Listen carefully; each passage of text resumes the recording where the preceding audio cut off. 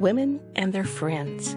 That's always been New York Times bestselling author Sherryl Wood's focus in her Sweet Magnolia books. Her newest Sweet Magnolia trilogy introduces a whole new generation of best friends in the charming town of Serenity, South Carolina. In honor of this new trilogy, Sherryl invited the readers on her e-list to tell about their best friends, how they became close, and how they managed to maintain their special relationships. Ultimately, over 400 women and a couple men wrote in.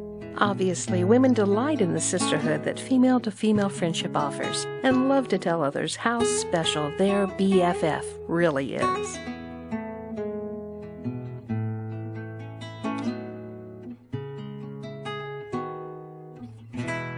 What immediately became apparent was the profound impact that the internet is making in people's lives and relationships. For example, Ida from Chicago wrote about a woman she went to high school with, but the two were never really friends. Yet 25 years later, they connected on Facebook without at first realizing they already knew each other. Now they're the best of friends, and they call or connect with each other online every week. Jane from North Branch, Minnesota wrote that she was so devastated after losing her best friend to cancer that for more than a decade she cut herself off from all other friendships. Until, that is, an online bulletin board for beginning writers introduced her to Maureen, a crazy, wacky gal from California. Through the power of the internet, little by little, Maureen broke through Jane's shell. Jane wrote, I finally can admit for the first time I have a best friend. I love her and I need her, and I thank God every day she is in my life.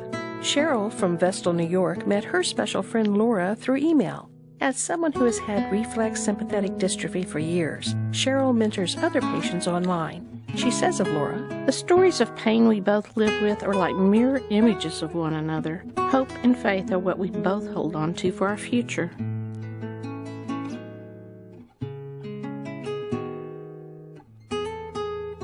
friends are usually the folks who make us smile or even laugh out loud.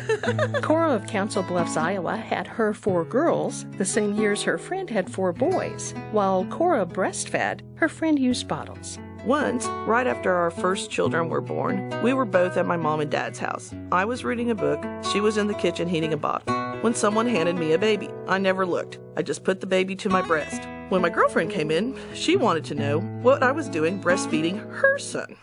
Many respondents told us they met some of their closest friends through mutual interests. Kathy from Springfield, Missouri became acquainted with Tina at the 2005 Romantic Times Book Lovers Convention. They have since developed a friendship that involves corresponding throughout the year and meeting at the annual RT convention. Kathy says, "We always have a great time."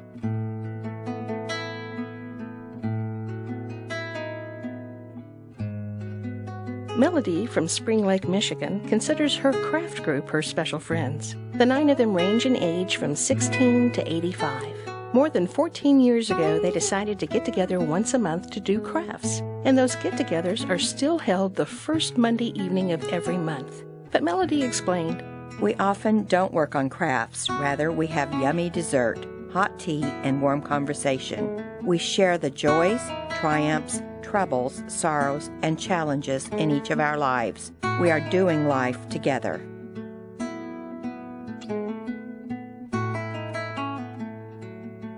A number of folks wrote to say their closest friends are members of their family. One wonderful coincidence occurred when Sister Sandra from Las Vegas and Laura from Lansing, Michigan wrote in about each other without knowing the other had also done so.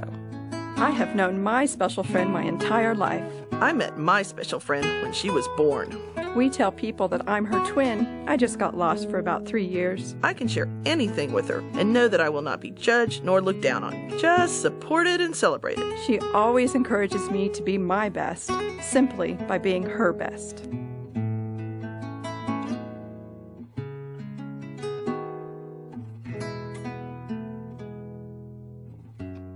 Of course, there were heartwarming stories about friends finding a way to meet each other's needs in the special ways that only friends can. Mary from Wichita gave a beautiful example. It seems her second daughter was born allergic to milk, but it was a while before anyone discovered that was the problem. The baby cried all the time. One afternoon, when Mary's husband was out of town and Mary had no relief, her best friend Bonnie showed up at Mary's door, took the crying baby in her arms, and told Mary to leave and not come back for 3 hours. Mary says, Since it was such a small town, I really had nowhere to go. There was one grocery store and one small cafe.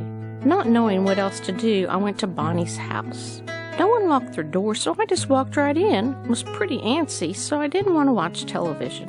Then it hit me. I could clean her house. For the next 2 hours, I scrubbed from top to bottom. I did laundry and cleaned, and then I took a nap for an hour before I headed home. I didn't say anything but a sincere thank you when I returned. About an hour later, Bonnie showed up with Dairy Queen. We sat on the couch, ate ice cream, and watched a movie while my beautiful baby girl slept peacefully in the next room.